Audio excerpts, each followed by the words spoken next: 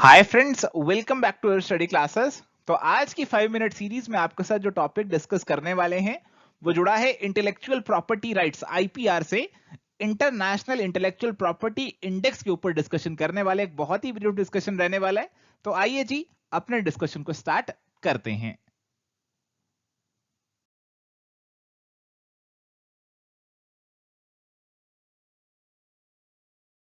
तो my dear friends, आगे बढ़ने से पहले एक बार जल्दी से आपको हमारे कोर्सेज के बारे में भी बता देते हैं। तो पेपर 1 जो कि जनरल पेपर है उसके लिए हमारे पास है मिनी कॉम्बो पैक और कंप्लीट कोर्स। पेपर 2 कॉमर्स और मैनेजमेंट के लिए हमारे पास है free unit snapshot notes, unit wise explain past papers, practical units का course, computer based test series और पेपर 2 का कंप्लीट कोर्स। पेपर 1 और पेपर 2 दोनों का कोर्स आप एक साथ भी परचेज कर सकते हैं एट अ डिस्काउंटेड प्राइस।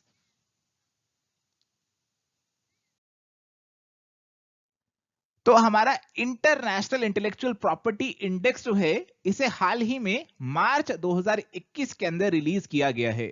इसके अंदर 53 ग्लोबल इकोनॉमीज को रैंक किया गया है, इंडिया भी जिसमें से एक था।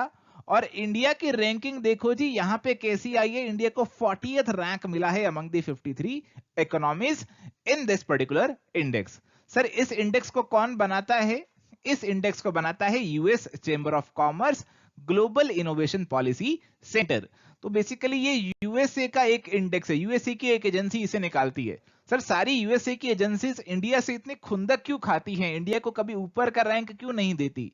देखिए ये बात जो है हमारे डिस्कशन के लिए नहीं है, बस आपको ध्यान में रखना है कि ये एजेंसी जो है इस इंडेक्स को निकालती है, ये इवेल्युएट करती है intellectual property rights across 53 global economies, देखती है कि उन इकोनॉमीज के अंदर कैसे कैसे इंटेलेक्चुअल प्रॉपर्टी राइट्स को प्रोटेक्शन दी जा रही है, क्या उनकी पॉलिसीज हैं, कैसे कैसे उन्होंने इंटरनेशनल ट्रीटीज को इंप्लीमेंट किया है, ये सारी चीजें वो चेक करती है।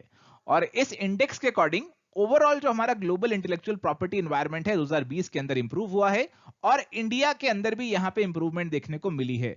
इंडिया में भी इंप्रूवमेंट हमें देखने को मिली है और इंडिया का स्कोर यहां पे बढ़ा है अगर हम पिछली बार के मुकाबले से देखते हैं। क्यों बढ़ा? क्योंकि इंडिया के अंदर हमें स्ट्रॉन्गर इन्फोर्समेंट देखने को मिली इंटेलेक्चुअल प्रॉपर्टी को लेकर, और कुछ कोर्ट केसेस में भी कोर्ट ने एक स्ट्रॉन्ग स्टैंड लिया कॉपीराइट और ट्रेडमार्क इंफ्रिंजमेंट के अगेंस्ट।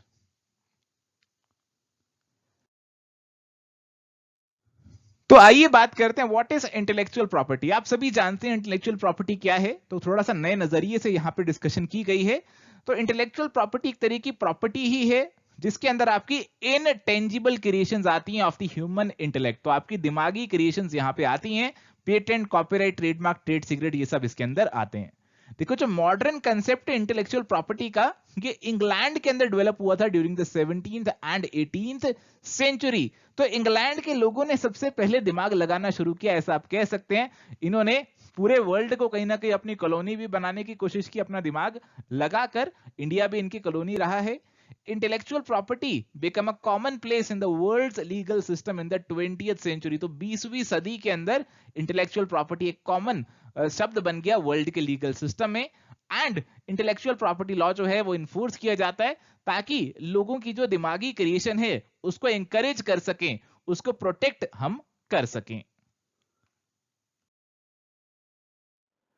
तो अगर बात करें इंडिया की नेशनल आईपीआर पॉलिसी की, तो इंडिया जो है नई नेशनल आईपीआर पॉलिसी लेकर आया था 2016 के अंदर, ताकि इंडिया के अंदर क्रिएटिविटी और इनोवेशन को बूस्ट कर सके।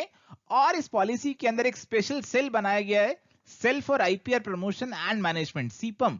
इसे बनाया गया है under the guidance of department for promotion of industry and internal trade, तो डीपीआईआईटी, जो कि पहले डीआईपीपी भी था, उसके अंदर यहां पे ये सेल जो है वो सेटअप किया गया है for promotion, creation and commercialisation of the intellectual property assets. और सीपम ने अभी रिसेंटली मॉडल गाइडलाइंस भी रिलीज की हैं with regard to implementation of the IPR policy for academic institutions.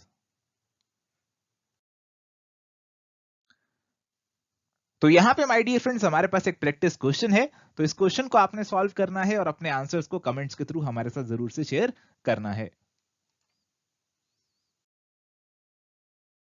तो thank you my dear friends, ये था आज का हमारा एक छोटा सा डिस्कशन। उम्मीद करते हैं जो बातें आज आपके साथ डिस्कस करी वो आपको समझ में आई हैं। अगर आपको आज का डिस्कशन पसंद आया तो जरूर इस वीडियो को लाइक करना, हमारे चैनल पे नए हैं तो इसे सब्सक्राइब करना और अपने दोस्तों के साथ भी इसे शेयर करना। Thank you friends, bye bye and take care.